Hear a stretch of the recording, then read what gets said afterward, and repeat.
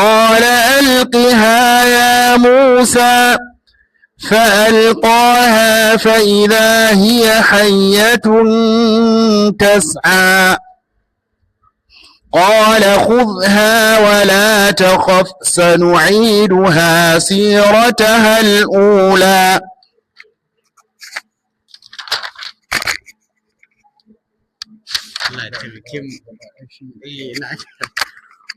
نعم والحمد لله. Allah subhanahu ta'ala ya ce inna sa'ata atiyatun, lallai a sa'a tashin alkiyaman nan atiyatun mai zuwa ce, kenan babu makawa, babu kokonto, ba abin da zai hana ta zuwa. Kamar yadda kowa ya sani, Allah subhanahu ta'ala ya alkawarin zai tashi wannan alkiyamar a wani lokaci, a wata rana, a wani yanayi. Wannan ranar ita ce ranar Juma'a, amma wace Juma'a ce Allah ya ɓoye mana san haka.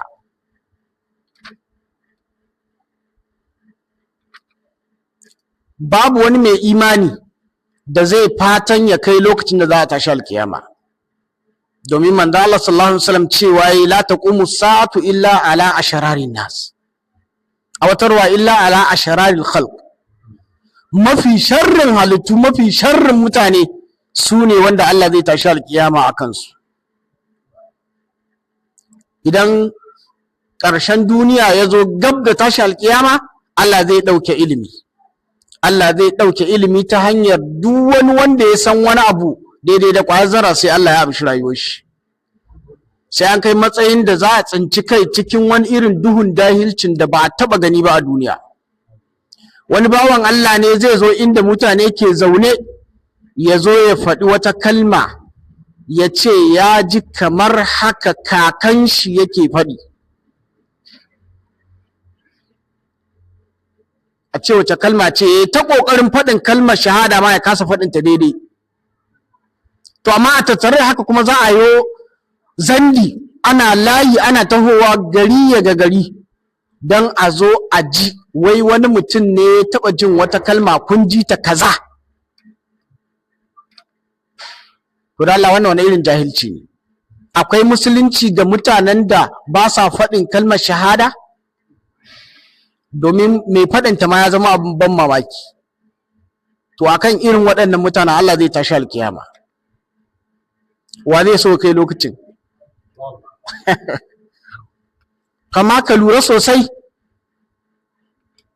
Allah subhanahu ta'ala fa yana ta ɗauke malamai masana, kuma ka sani duk wanda aka ɗauke mai ilimi ba a maimaita irin shi.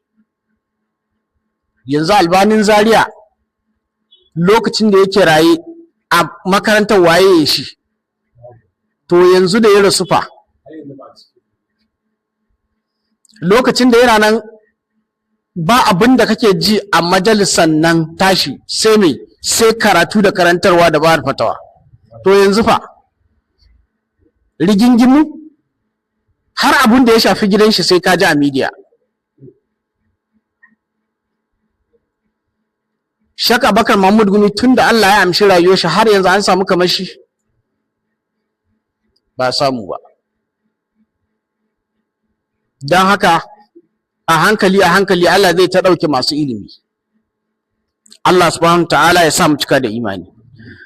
Allah subhanahu ta'ala ce akadu ukhfiha, nayi nufin in ɓoye ta ne, wato ani nasi in ɓoye ma mutane lokacin, wa yuzhiru lahum qurbiha bi alamatiha, amma kuma sai kusantowar ta ya bayyana zuwa gare su ta hanyar alamominta. Wannan yanayi da muke ciki alamomin tashin alkiyama ne. Rantsuwa fa Allah yi, wala nabluwannakum bi shay'in min al-khawfi wal-ju'i wa naqsin min al-amwali wal-anfusi wath-thamarat wa bashshir as-sabirin. Su wane ne? Alladhina idha asabatuhum musiba qalu inna lillahi wa inna ilaihi rajiun. Akwai irin waɗannan bayan yanzu ‘yan kaɗan ne. Malam, da limami ne kai, kana yin khutba ta ranar juma'a, wannan yanayin da muke ciki na rashin tsaro da yunwa da taɓarɓarewa tattalin arziki, in kai wa'azin cewa a maida al'amura zuwa ga Allah sai an zage ka, ko ba haka ba? Dan da yawa mutane su dai da za ka hau mumbari ka zagi Tinubu, ka zagi gwamnoni, ka ci mutuncinsu, ka ce ai laifinsu ne, ka zagi jami'an tsaro, sai ka ji ana takabbara. Amma da ka fara karanto ayoyin nan waɗanda suke nuni zuwa ga abin da muka shuka ne muka girba, to sai ka ji mutane ba sa son wannan wa'azin. wa daraba Allahu mathalan qaryatan kanat aminatan mutma'innatan ya'tiha rizquha ragadan min kulli makanin فكفرت بأنعم الله فأذاقها الله لباس الجوع والخوف بما كانوا يصنعون. wannan yasna'unan yaudu ila man su mutanen fakafarat bi an'umillah. To duk waɗannan ayoyin mutane ba sa son su. inna allaha ma yughayyiru biqaumin la yughayyiru biqaumin hatta yughayyiru ma bi anfusihim. duk mutane yanzu ba sa son waɗannan ayoyi.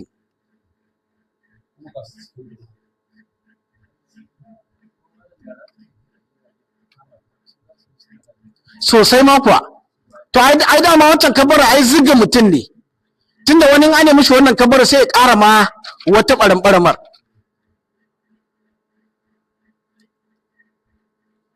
A masallacin mu bayan sallar isha asuba ne na tashi na yi nasiha, nake cewa ‘yan uwa, irin abin da ya gyara al'ummomi managartan bayan Allah da suka gabata, wallahi shi ne kaɗai za mu bi mu samu gyaruwa. Su duk abin da suka yi suna koma zuwa ga Allah ne subhanahu wa ta'ala. Ka ji annabi Nuhu alaihi salatu wassalam, da mutanen shi suka zo suka ce roƙan musu Allah a yi masu ruwa saboda tsananin fari da suke ciki, me Allah ya faɗi mana? فقلت استغفروا ربكم إنه كان غفارا يرسل السماء عليكم مدرارا ويمددكم بأموال وبنين ويجعل لكم جنات ويجعل لكم أنهارا. wannan ke nuna ashe wannan istighfari shine koma zuwa ga Allah. Amma yanzu in kana karanto waɗannan ayoyin mutane ba sa so. wannan ya nuna ba su ne waɗancan alladhina idza asabatuhum musiba suke cewa inna lillahi wa inna dan da yawan mutane yanzu in ka samu kaso mafi tsoka zaka dauka ba su yadda ma wannan abin daga Allah bane ba. Akwai wanda yace malam wannan talaucin da muke ciki kaka ba mani shi akai, nace suwa yace shugabannin mu to don girma Allah gurin waje ne mu warware wannan matsala kenan, gurin shugabanni ba gurin Allah ba. Da yawa haka muke faɗi.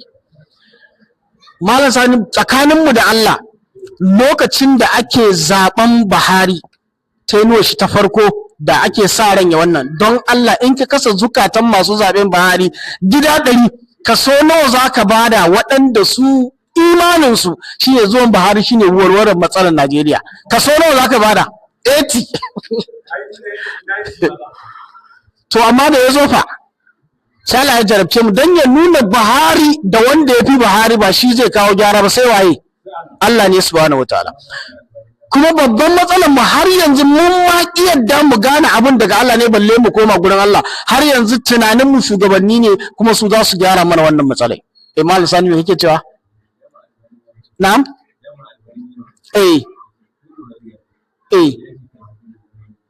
Gaskiya ne.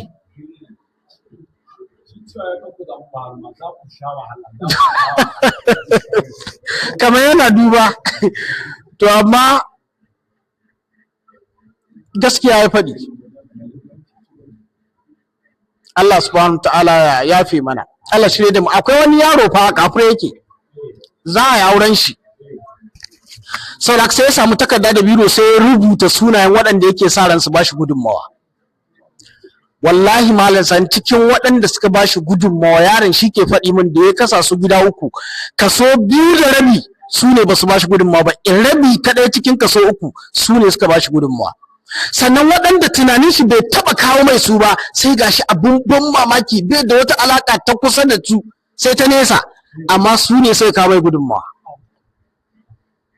Ashe wannan ya nuna abin da kake sa rai ba lallai shi zai zama mai ba alkhairi gare, domin wallahu ya alamu wa antum la ta'lamun.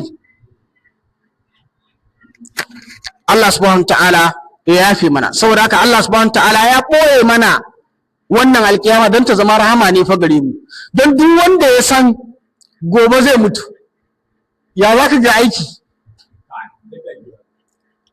to iya yiwuwa cikin aikin har ya kai ga yin wanda ba dan Allah ba ya zama ya aikin banza. Amma duk wanda zai zama bai san za a tashi alkiyama ba, yanzu ne, an jima ne, gobe ne, gata ne, jibi ne, sati ne zuwa to wannan sai ya fi mai, sai ya fi dagewa da ayyukan alkhairi. Sauraka wannan ɓoye mana ita ɗin alkhairi ne. Kuma ka san in mutum yana da ƙiba, in zai mutu da me zai mutu? Da ƙiba shi, in dai ba rashin lafiyar da ta tsomayar da shi ba. To amma inda mutum ya san gobe zai mutu da ƙiba, tashin hankali da firgici ya ishe shi ya ramar da shi,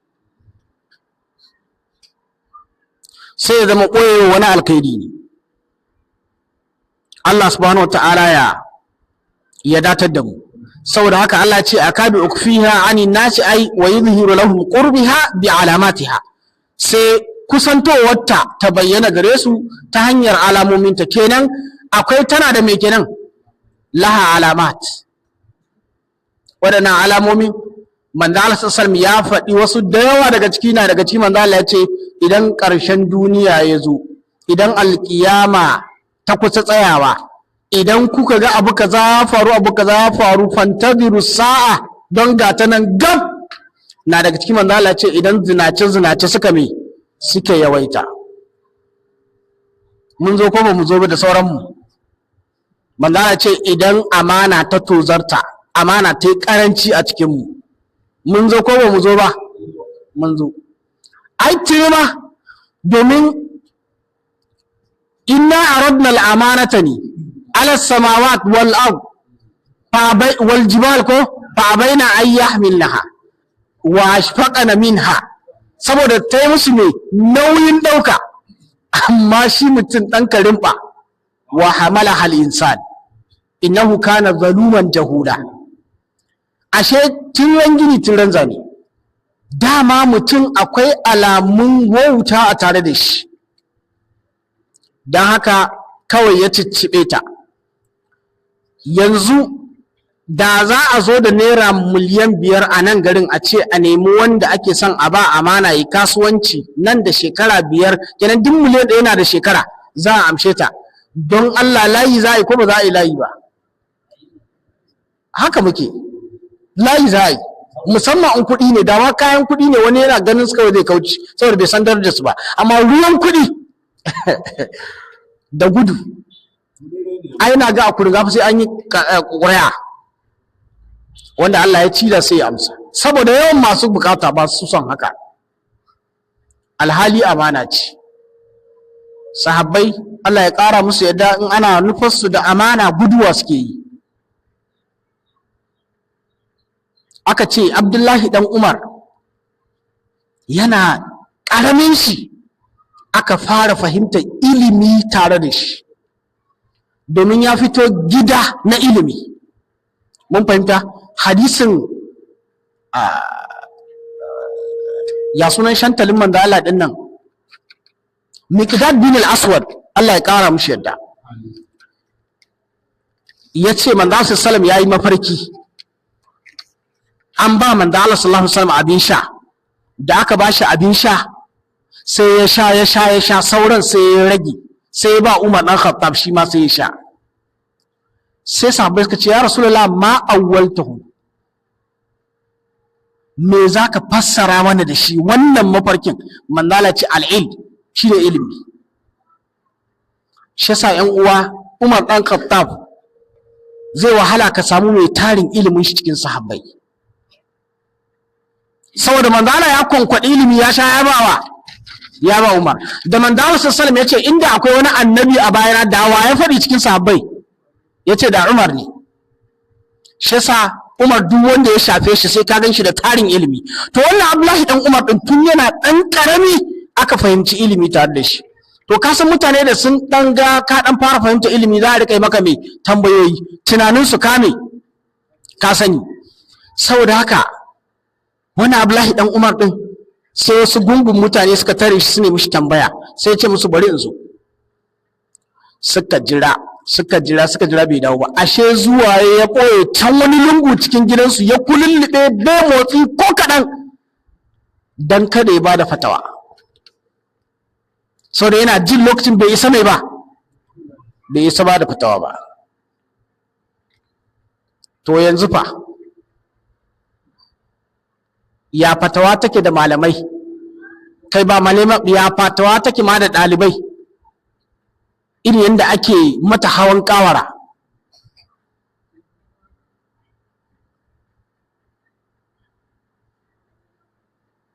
Yanzu da wani abu zai faru na ilimi sai kaga waɗanda ba su da ilimin su ne za su ɗau mas'alar a matsayin abin tattaunawa,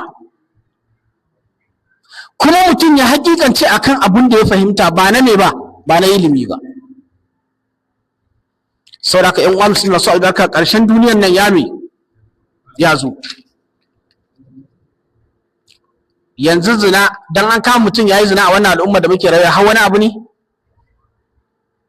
Ba wani abu ne ba. Me yin zina ma shi zai zo a dandali yana ba da labari dan ya nuna maka abun ba wani abu ne na kunya ba.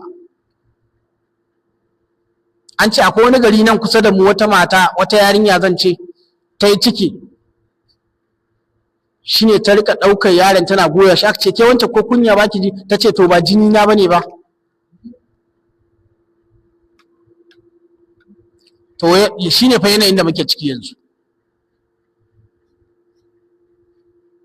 Allah subhanahu wataala ya fi mana, Allah shirye da mu. Saboda haka wannan tashi alƙiyama tana da alamomi. Allah subhanahu wataala ya datar da mu. Litujza, Allah subhanahu ta'ala ya ce na ɓoye sanariyar wannan ranar ne litujza fiha dan in sakan ka a cikinta kullu nafsin bima tas'a, an sakan kama kowane rai na abin da ya aikata, bihi da shi, min khairin aw shar, na alkhairi ne ko na alsharri. Da haka ƴan uwa wallahi ran tashi alƙiyama mamaki fa ake yi. Ma li hadha alkitab la yughadiru saghiratan wala kabiratan illa ahsaha. Wallahi mutane sai sun sha mamaki, don anan akwai abin da la'alla bai iya aunuwa, ko ba haka ba? Yanzu kallon banza da zaka yi mutum bai sani ba, Malam Hassan, ka haɗi man mizani cikin mawazini duniya da za a iya auna wannan kallon banzan da kai mutum da shi, wani mizani ne? Babu shi. To hatta ɗan kallon banza da za ka yi mutum bai gani ba, Allah ya sa a rubuta an taskace shi. Don Allah ya ce wa kullu insani alzamnahu ta'irahu fi unuqi iqra wa nukhrij lahu yawm alqiyamati kitaban yalqahu manshura. Allah zai ce iqra kitabak kafa bi nafsika al-yawma alayka hasiba. Subhanallah. Wani malamin mu na fassara mana wannan cewa yayi tsaya nan, sai tsaya, sai dauko wani abu kamar kamera haka, kamar video coverage, sai daura ta a wuyan shi, sai ce wasu su tsaya nan, sai ce duk abin da kuke wannan na'ura za ta iya ɗauka kuma ko ba ta iya, ya ce to wannan abin shine kowa Allah ya sa mai shi a wuya. Kuma na'ura ba irin ta nan duniya ba, don ita yanzu na'ura akwai wadda in selfie ne tana yi ta gaba da baya ko? To amma akwai lungun da zaka iya shiga ba za ta iya ɗauka hoto ba. To ita wannan da kwararo da lungu da tudu da kwari da ɓuya da fili da bacci da duk abin da kai sai ta ɗauka, kuma tana nan a jikinka, kai kanka baka ganinta balle ka katse ta ka yadda.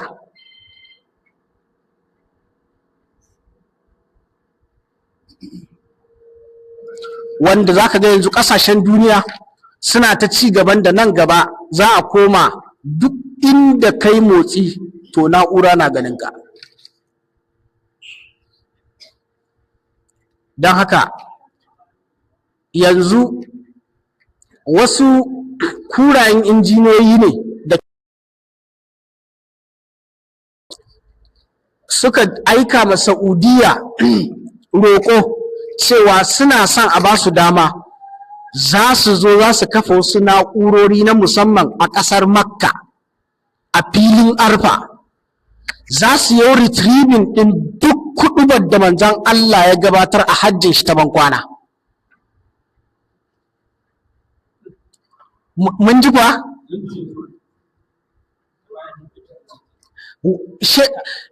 Shekara 1447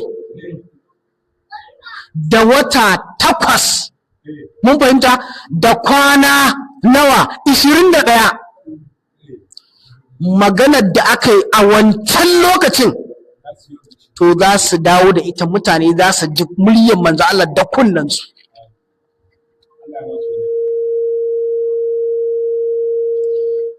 Mutanen ƙasar Saudiya suka yi zama da malamansu, kowa ya tagumi, domin ana iya cewa bari a ba su dama don a game a ga ruwan gudunsu, to kuma suna iya dawo da ita a ji muryar manzala ta zai mutane fitina, wasu da yawa su yi ridda. Dan yanzu kabarin manzo Allah sallallahu alaihi wasallam kuna ga da an bar shi a fili da yanzu akwai shi?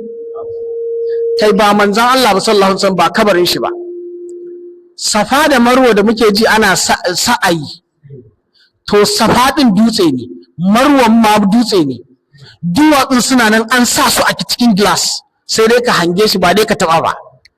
Kenan dutsen nan da a fili yake, shafar shi da taba shi yau da kullun da yanzu kila ba shi, saboda miliyoyin mutane da ke zuwa duk shekara.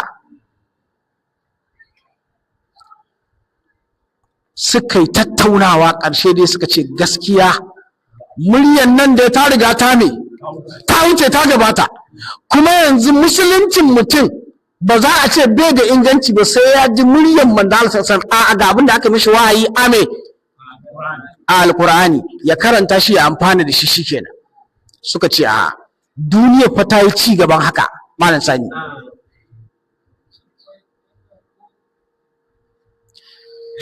To kai da ka ji haka, kai ne tunaninka zai baka babu wata na'ura da za ta iya naɗar duk abin da ka aikata? Da gudu ma kuwa ita tana auna komi, amma na'urar duniya akwai abin da ba su iya auna shi. Allah subhanahu ta'ala ya datar da mu, Allah ya sa mu cika da imani, Allah subhanahu ta'ala ya amshi rayuwarmu muna masu ingantaccen imani.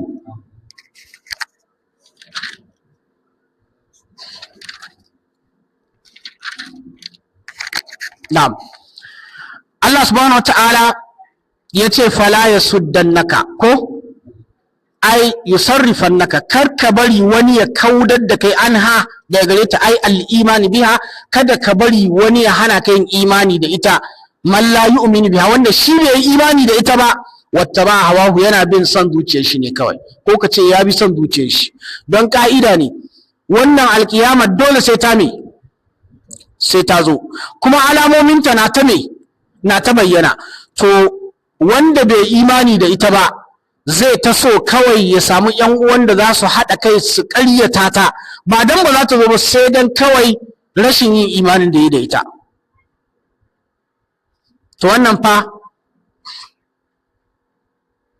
al-khitabu li Muhammadin sallallahu alaihi wasallam rasulullah, wal muradu biha ummatahu, al'ummar shi ake ma wannan kashedin. Dan yanzu su waɗannan Yahudawan, kuna nufin ba sai da za a tashi alƙiyama ba? Sun yadda, ba kuma yadda ta imani ba, yadda ta dole a zukatansu, sun san za a tashi alƙiyama, amma ba su ba so a yi, saboda sun san ana tashi alƙiyama ina ne makomarsu? Wuta. To su shine suke ta ƙoƙarin sai sun ga yadda mutane ma sun zama irinsu ta yadda su ma ba za su imani da ita ba. Tunda yanzu duk mutumin da zai zo ya saci kuɗin da shi da 'ya'yan shi da jikokin shi da tattaɓa kunnen shi har su mutu ba za su iya kashe su ba, Allah wannan mutumin ya yi imani da ran tashar kiyama? Bai yi ba.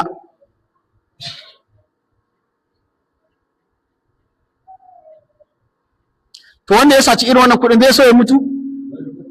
Kamar yadda Yahudawa su ma ba za su so su me ba za su so su mutu ba. Allah subhanahu wa ta'ala yake cewa manzo Allah sallallahu kada ya biye ma waɗanda za su kau da shi daga imani da wannan ranar, sun bi soyi-soyin zuwoyinsu, to balle mu. Ai malai ce fi inkariha, wajen in yadda da cewa za a yi tashin wannan alƙiyama, fatar da ai ta halaka, sai ya zama ka halaka in sudita anha, in ka yadda aka kautar da kai daga imani da ita, to shikenan sai ka halaka. Ashe duk mutumin da ka gani a cikin mawuyacin hali na mummunan saba ma Allah subhanahu ta'ala, to wannan mutumin akwai karancin yin imani da ranar mai tashi alkiyama. Don mutumin da ya yi imani in ya mutu za a sa shi cikin kabari, za a tambaye shi man rabbuka ma dinuka wa ma taqulu fi hadha ar-rajul alladhi bu'itha fikum wa an malihi min ayna iktasaba wa fima anfaqa wa an jismihi fima aflah. Duk sai an yi wa mutum wannan to wannan tambaya ko tsayawa aka yi ta farko an ta ba sai mutum ya shirya ba, a zo ta biyu, a zo ta uku, a zo ta hudu.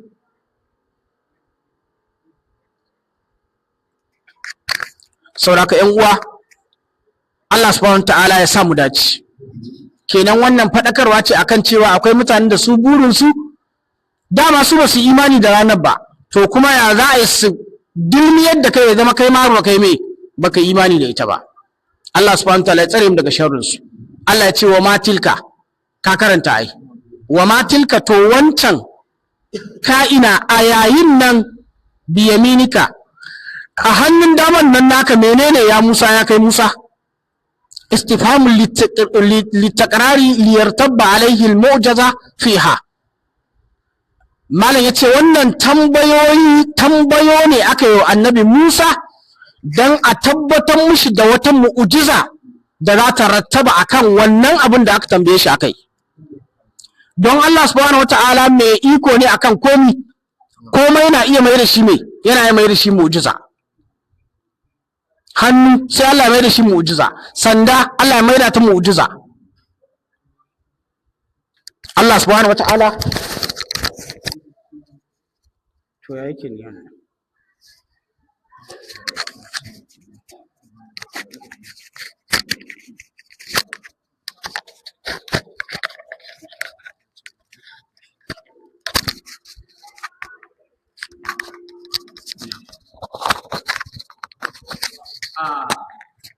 Saboda haka ƴan uwa musulmi masu albarka, Allah subhanahu wata'ala yana tambayar annabi Musa alaihi salam menene a hannun shi na dama. Shi yasa duk wani abin amfani an so mutum ya zama ya rike shi a hannun dama. Wala ƴan uwa, wannan wata alama ce daga cikin alamomin musulunci. Mun je wani gari ƙasar Inyamurai ne a nan Najeriya. Wai su abin mamaki ne a ce wai mutum na cin abinci da hannun dama, su mamaki suke yi, sai su tawo sai su sa hannunka kawai wai su nuna na hagun zaka ci da shi. Da shi suke ci, da shi suke komi, saboda ba mai tare da su ba musulunci. Musamman yaran mu ƙanana sai sai an dagi. Wani yaron yana nan la'alla ciwo a hannun daman, shikenan sai ya koma bahagu. Kuma har abinci da sauran abubuwa sai ya nemi ya rika komawa da hagu zai yi. Allah subhanahu wa ta'ala ya datar da mu. Annabi Musa alaihi salatu wasallam ga Allah ne mai tambaya, kala sai annabi Musa ya ce hiya asaya, wannan sanda ta ce, atawakkau ai atamidu, ina dogaro da ita ne alaiha akanta, inda al-wuthubi wal mashi, yayin tsayuwa in zai tsaya sai dan dogara da ita, wal mashi ko kuma in yana tafiya sai dan rika dogara ta haka, ko ba haka ba? Ai zai wani lokacin in sarauta ta sarauta sai ka ganshi da 'yan sanda, ba rauni ya ba balle a ce ya tsufa sosai, amma dai sai zama me zan ce wani girma ne da daraja mutum ya zama yana da wannan sandar. To annabi Musa alaihi salatu wassalam ya ce yana aiki da ita irin wannan, wa hushu biha, kuma yana amfani da ita, ai akhbitu warqa shajari, ina amfani da ita wajen karkado wato ya sunan su ganyayyakin itatuwa, biha da ita, liyasqita, dan su fado dabbobi nasu ne, dabbobi nasu ci, ala ghanami, wato dabbobi nasu su ci, fatakula hu sai da sun ci wannan abin da na karkado kenan. Waliya fiha ma'aribu, ai waliya fiha ma'aribu, ko haka ne. Sannan kuma ina ma da wasu amfanonin, jam'u ma'ariba, ai wasu amfanonin, musallafatur arra, ko ai hawa'idun, ina da wasu amfanonin kenan. Annabi Musa malamai suka ce la'alla ya tsaya nan ne dan kada ya kosar da Allah, ko tunda kada kila yana magana da a katse shi, gara kawai ya faɗi yanzu ma kamar a ce wannan da ya kamar yanzu yana ce ma Allah, inda za a bani dama to zan iya in ta jero amfanin da nake yi da ita. Kuma wannan malamai suka ce annabi Musa alaihi salatu wassalam ya ta jeranta wannan, wato ai tambaya da aka mishi amsa zai bada ɗaya, amma sai bada fiye da ɗaya. To saboda daɗin magana Allah da ya ji annabi Musa alaihi salatu wassalam, wannan bawan Allah zababbe ne cikin bayin Allah. A ce mutum ya ji magana Allah a nan duniya, ai wannan zababbe ne.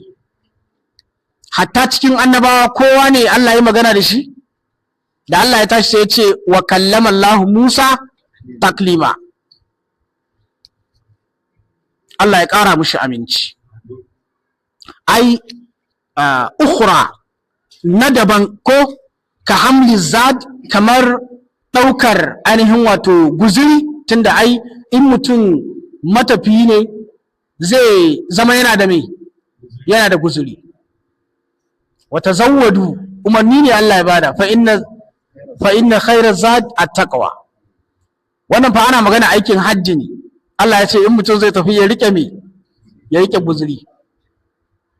To wannan ba wai wannan ba, wannan duka yake nufi, duk abinda mutum zai yayi mai yayi guzuri. Annabi Musa, kar mu manta asalin shi dama ina aka haife shi, Misra, kuma ya gudun hijira ya tafi ina, Maryana. To yanzu kuma gashi alhamdulillah, me za ce, ƙura ta lafa, komi ya dawo, yanzu gashi har ya ɗauko iyalin shi za su dawo ina, asalin garinsu. Sauraka ka san a wannan lokacin lallai daga Madiyana da zuwa Misir zai zama akwai tafiya, kuma cikin Sahara ne, ba irin yanzu ba da za a buga hanyoyi da abubuwa, kaga abubuwa sun sauƙaƙa, ba irin yanzu bane ba. Don haka ka hamli zadi, kamar ɗaukar, wato yakan yi amfani da sandar wajen ɗaukar me, wajen ɗaukar guzurin shi, kamar ya barakallahu fikum. Wani lokacin ana iya sa abu a ɗaya gora haka, a sa mata masargawa, a ɗora a wuya, kana ɗauke da shi kana tafi. Kamar yadda Hilani ke yi, sai ya zama yana yin amfani da kamar haka da sanda ɗin, wasaƙa, da kuma abubuwan da yake abin da yake abin sha.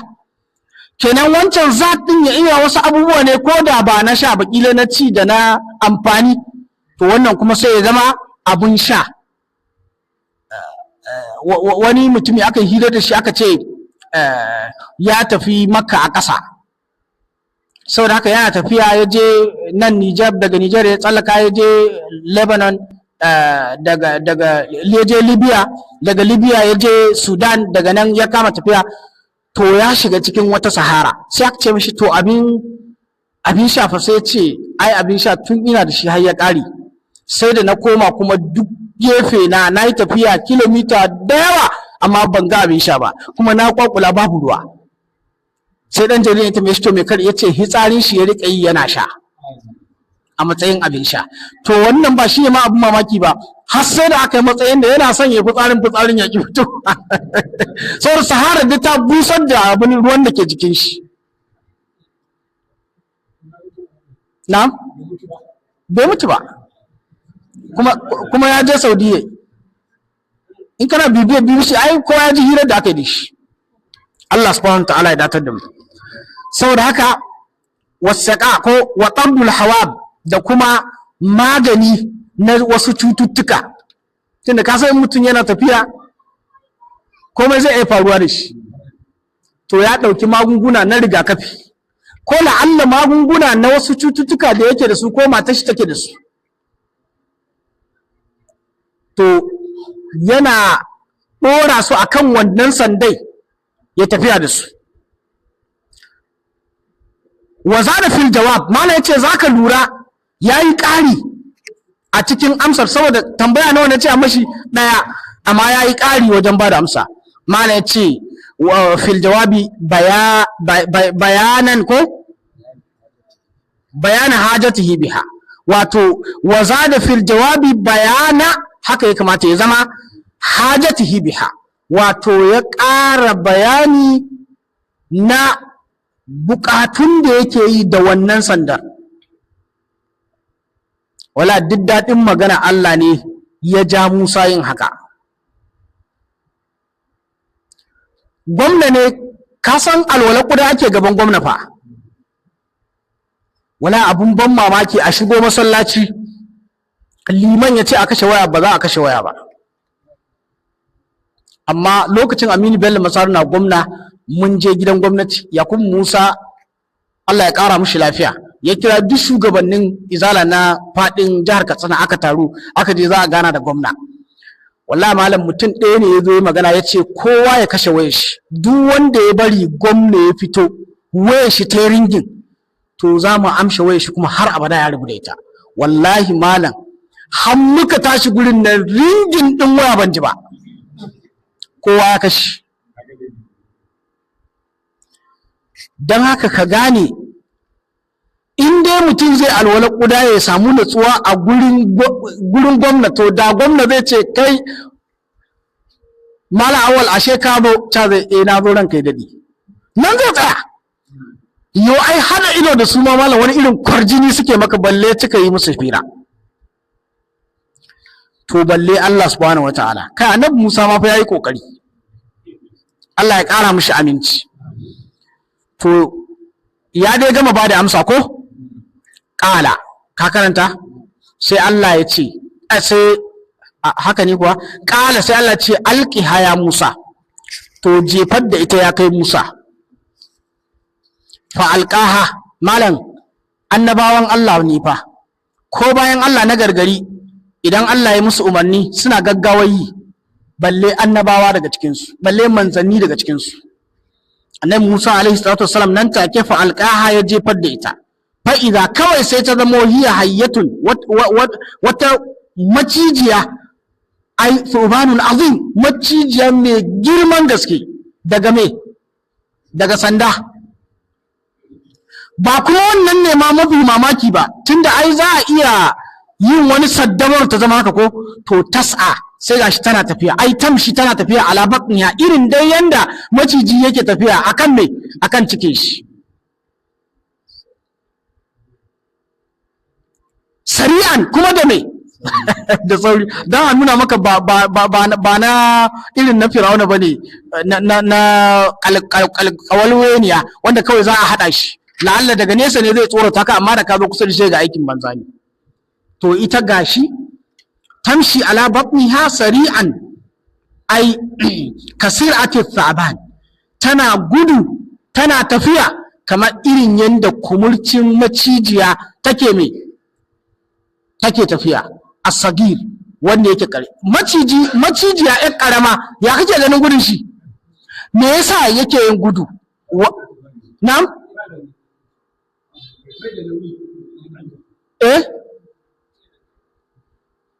wani abu nake so a faɗa. Na'am,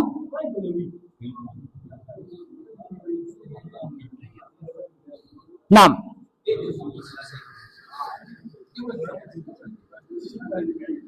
na'am to ni bari in faɗi garin masu ilimin maciji. Muna zare wani malami ya karantar da mu ilimin maciji wanda wallahi da yawa ba su da wannan ilimin. Malam Sani, maciji ɗan ƙarami yana gudu fiye da maciji babba ba dan bai da nauyi ba.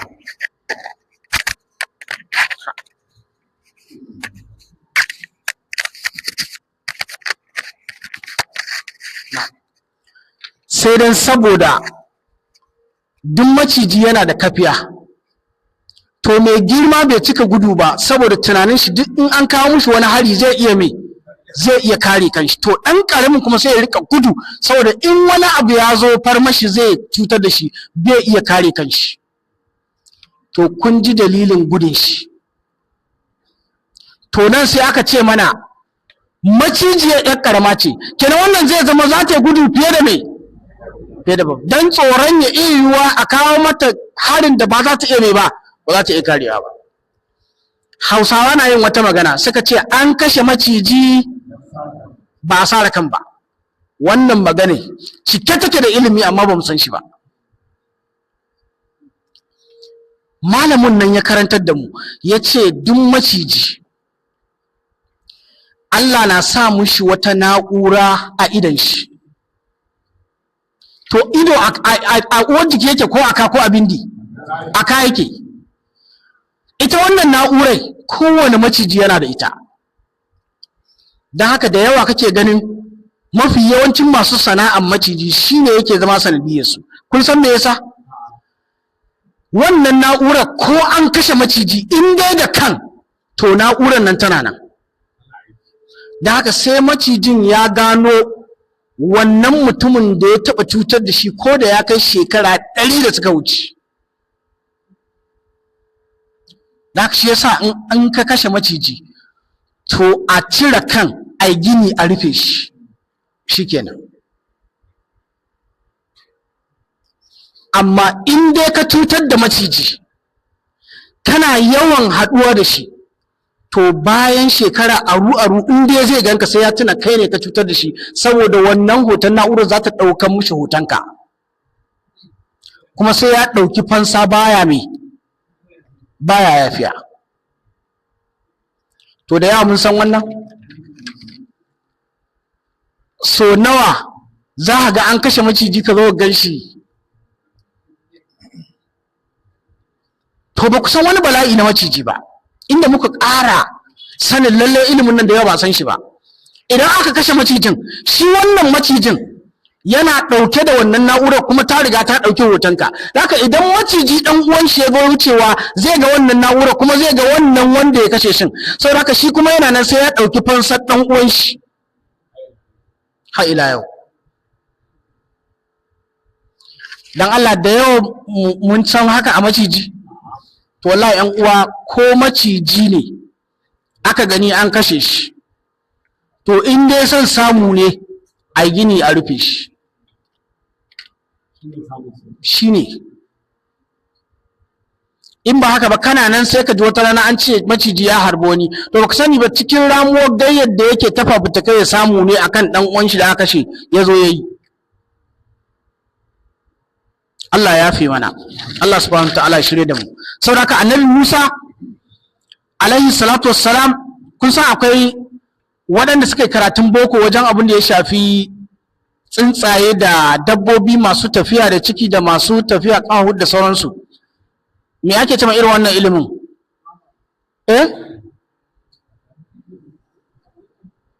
Ya ake ce mishi? Botany ake ce mishi. Na'am? Zoologist. To study of me plant. Na'am. Su ne zoology ko? Na'am. To yanzu idan ka ga mutum yana sarrafa kada sai ka sha mamaki, abin da ya karanta kenan. Kai kuma yanzu kada kila sai dai gudu. Su ne zoologist ko? Na'am. To to irin waɗannan malaman in su ne maka bayanin wata dabbai wallahi sai ka sha mamaki. Da ya zo yana fasa mana ayoyin da suka yi magana cikin alkur'ani mai girma cewa afala yanzuruna ilal ibili kaifa khuliqat, da ya zo ya mana bayanin raƙumi malam, lalle ashe da gaske malam alkur'ani yayi gaskiya, akwai abubuwa na ilimomi game da raƙumi, amma mu Hausawa mu abinda ma muke ce mu raƙumi zololo, wai abinda muke ɗauka zololo wai wawa ne, amma yana da ilimin gaske, wani lokacin ma ka ita fiye da mutum. Allah ya fi mana, Allah subhanahu wa ta'ala ya dace da mu. Allah subhanahu wa ta'ala ya ce fa'alqaha fa idha hiya hayyatun tas'a, mun karanta wannan ko, al musamma bil janni al mu'bir ay mu'bir bihi fiha fi ayatin ukhra, wato wanda Allah subhanahu wa ta'ala ya ambaci tarihin annabi Musa dinnan alaihi salatu wasalam a surori 34, kamar inda wasu malaman suka ce surori 30 da nawa 34. yanzu surorin alkurani gaba ɗayan shi guda nawa ne? 114, amma surori 34 sun ambaci tarihin annabi Musa. Da yawa ko babu? Malamin so ne yazo an gano? Barakallahu fikum, shine daidai 136. To me yasa yafi kowa yawan ambato cikin annabawa? Saboda Allah ya aike shi zuwa ga duk duniya, ba a taɓa mutane masu wuya halin Yahudawa ba a taɓa yi ba. Kai ka ce ma kai ka ce ma suratul baqara in an kasa ta gida uku to kaso ɗaya duk su take bayani. Allah subhanahu wataala ya datar da mu. Saboda haka ƴan uwa, Allah ya aiki annabi Musa zuwa ga mutanen da suka fi kowa baƙin hali. Yanzu waɗannan mutanen su Amerika da ya sunansu su Isra'ila, halinsu na kashe mutanen duniya ba irin halin Fir'auna ba ne? Irin halin Fir'auna. To su ne fa irin mutanen da Allah ya aiki Musa zuwa gare su. Zai sha wahala ko ba zai sha wahala ba? Zai sha wahala. Allah subhanahu ta'ala ya ƙara mushi aminci. Saboda haka sai mu kwana nan insha Allah ta'ala, sai mu tashi ƙala ko hako. Allah subhanahu ta'ala ya datar da mu, abin da muka tunatar daidai zama daidai dacewa ce daga Allah. Muna fata Allah subhanahu ta'ala ya datar da mu, abin da muka yi na kurakurai muna roƙon Allah subhanahu ta'ala ya fi mu ne gafarta mana. To a gurguje cikin tambayoyin da aka rubuta, akwai wani bawan Allah da ya tambayar salatu tasbih, wanda wannan sallar ana so kowane musulmi mai imani ya zama ya yi ta koda so ɗaya ne a rayuwar shi, saboda alkhairan da ke cikinta. Hadisai sun zo ruwayoyi daban-daban game da falalarta. Wannan sallar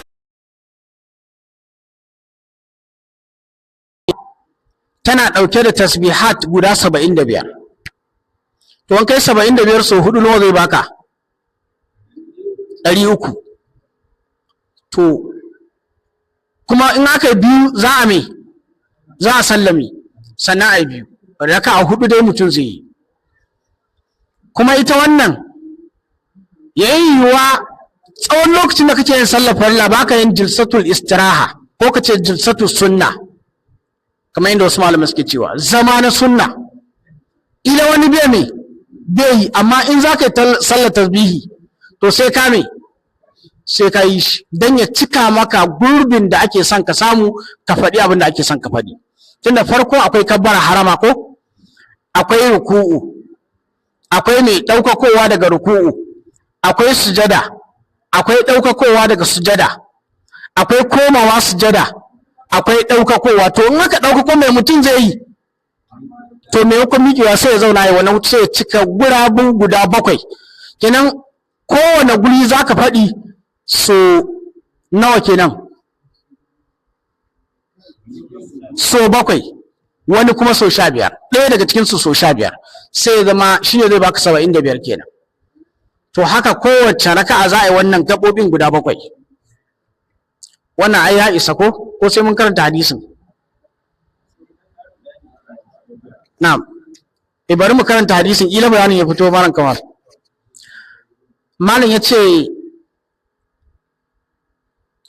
قال الترمذي إمام الترمذي يتي حدثنا أحمد بن عبده قال حدثنا أبو وهب قال سألت عبد الله بن المبارك عن الصلاة التي يسبح فيها قال يكبر ثم يقول يكبر النوم وتكبرت كبر حرمه ثم يقول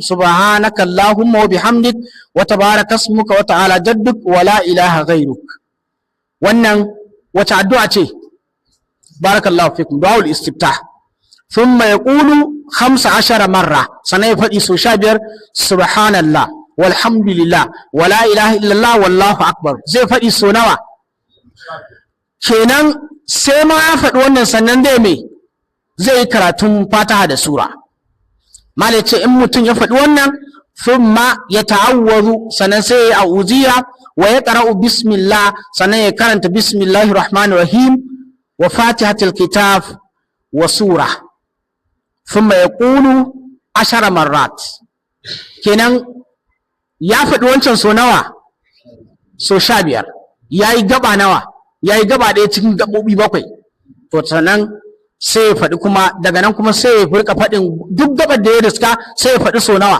so 10 har ya tara ya zama ya samu 75 a raka a farko kenan mun fahimta ko malam ya ce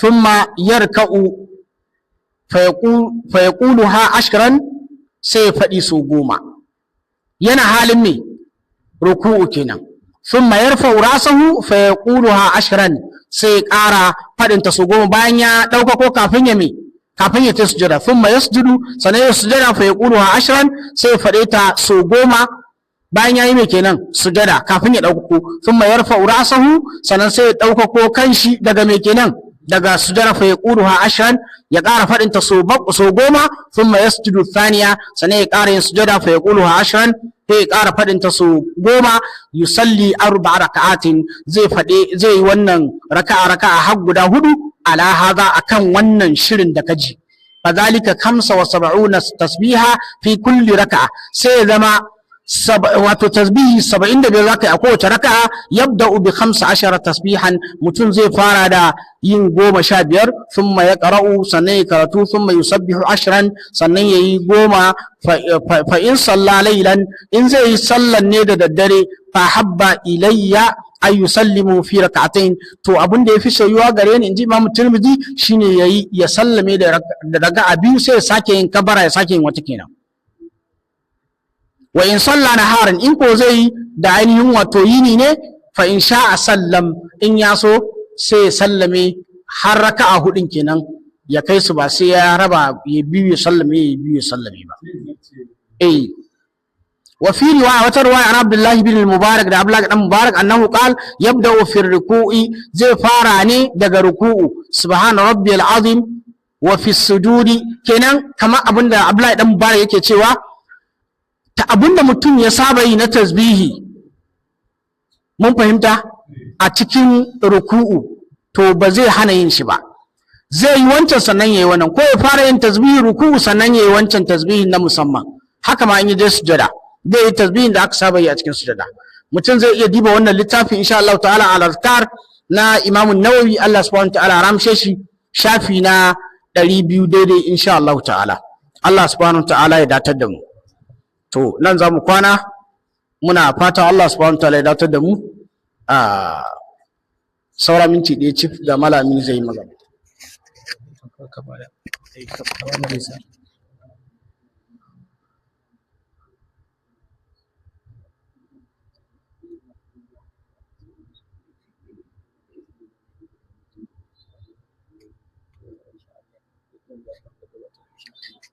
To, assalamu alaikum wa rahmatullah.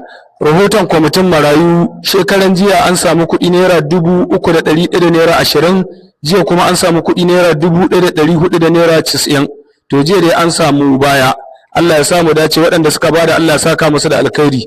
Kuma wani bawan Allah ya bada sadaka ya ce yana bara addu'a ga malam Allah ya karo lahiya, Allah ya bashi lahiya. To dukkan waɗanda suke da bukatu na alkhairi Allah ya ba su lahiya kuma Allah ya biya musu bukatun su na alkhairi. To ai malami na ai ka gama addu'a. Allah subhanahu ta'ala muke roƙo ya datar da mu. Yan uwa musulmi masu albarka, shi mai azumi yana da dama da zai yi addu'a lokacin da ya zo yin sahur. Lokaci ne na karɓa addu'a. A lokacin tsawon yinin azumin shi lokaci ne na karɓa addu'a. Lokacin da zai yi buɗe baki lokaci ne na karɓan me? Karɓa addu'a. In an kammala asham lokaci ne na karɓan me? A cikin sallolin farilla, a cikin sujadu da tahiyyar ƙarshe duk lokaci ne na addu'a. Shi fa musulmi malam ko da yaushe cikin karɓa addu'a yake. Kawai dai abin da nake so in faɗi mana ƴan uwa, da yawan mu in mutum yi addu'a abin da yake so kawai Allah ya karɓa ya biya mai bukatar shi nan take. To wallahi ƴan uwa, a yanda Allah yake zai iya yiwa ka roƙi kuɗi ba bukatar su, amma Allah ya bakka cikin talauci a duniya haka mutu baka yi kuɗi ba, kuma ya karɓi roƙon naka ya amsa. Amma Allah ya yi nufin tun kana cikin mahaifiyarka abinda aka ro mala'ikan nan da annabi zalika bi katbi rizqihi wa amlihi wa ajalihi wa shaqiyun aw sa'idun ila rubuta kai dan wuta ne. Da ka roƙi arziki sai Allah ya ce to arzikinka na aje maka aljanna maimakon wutar da zan saka na sa ran tashi alƙiyama na bar ma aljanna. Sai kai ta yawo da talauci har a rika kyamarka ma, in ka zo guri a rika wulakanta ka ba a girmama ka saboda talauci, amma wallahi kai dan aljanna ne. Da wancan roƙon da kai don Allah wannan alkhairin da ka roƙi kuɗi a baka kuɗi a nan duniya ka shiga cikin ma fitina da bala'i, da Allah ya baka aljanna wanne ya kafi? To kakka ɗauka don ka yi roƙo nan take ba gani ba, wallahi annabin Allah ma ya roƙo ba shi da lafiya, matar shi ba lafiya, ayyan shi ba lafiya, har jikokin da ke gun shi an ce ba su lafiya. Allah ce wa ayyuba idna da rabbahu rabbi inni masani ad-dur wa anta arhamur rahimin. Sai Allah ya ce fastajabna lahu fakashabna ma bihi min dur. Amma wannan fastajabna lahu fakashabna ma bihi min dur an ce maka nan take ne? Wasu fa cewa suka yi sai da aka ɗau lokaci, wasu ma har suna cewa zai kai shekara 40, wasu suka ce sai da ma har aka tsammanin ma sai ya mutu da wannan ciwon ba zai warke ba, kuma Allah subhanahu wa ta'ala daga baya Allah ya kawo mushi sauki ya warke. Allah ya ce wa atainahu ahlahu wa mithlahum ma'ahum rahmatan min indina. Sai ya zama ashe wa zikra ne lil abirin, mu rika tunatuwa in dai har annabin Allah zai yi addu'a ba nan take Allah ya karba mishi ba, to kai wane ne kai da zaka yi addu'a nan take Allah ya karba maka? Bari hon ba mu labarin wani mutumi naira 100 ake bin shi, yayi ta roƙon addu'a da kufa, in ka ganshi masallaci kankan da kai in kai sallama kama tsoron ma amsawa yake saboda tsaba tsoron Allah malam, ya koma ga Allah so yake Allah ya taimaka mishi ya biya mai bashin nan. Wallahi bai iya biyan wannan kuɗin ba, abin da yake tsoro na wulakanci sai da aka yi mishi akan wannan kuɗin. Amma kun san wani abu, ashe Allah ya karɓa, shi ne bai sani ba. Sai wani mutumi ya zo sai ya ji abin da aka yi, sai ce wai wani aka yi wulakanci da mutuncin shi da kuma ya ce ya ce shi kenan. Kai sai ya je ya ɗauko naira 100 sai ya zo ba wannan mutum ya ce ga kuɗin da wani ke bin ka aiko ni ya ce in kawo maka. Kuma ya sai abinci har da kuɗin me yake cewa kuɗin cefa ne ya ɗauka ya kai mai gida ya ce Allah ya rufe asiri. To da abin da ya roƙa shi ne ya roƙa 100 da sai Allah ya bashi 100 ya biya bashi, amma ba zai samu wancan alkhairin ba, kuma ba zai samu tausayawa mutane ba. Allah subhanahu wataala ya yafe mana, Allah ya gafarta mana, Allah ya biya mu kowa cikin mu bukatun shi na alkhairi. Allah subhanahu wataala ya datar da mu, Allah ya karba mana. Subhanakallahumma bihamdik ashhadu an la ilaha illa anta astaghfiruka wa atubu ilaik. Assalamu alaikum wa rahmatullah.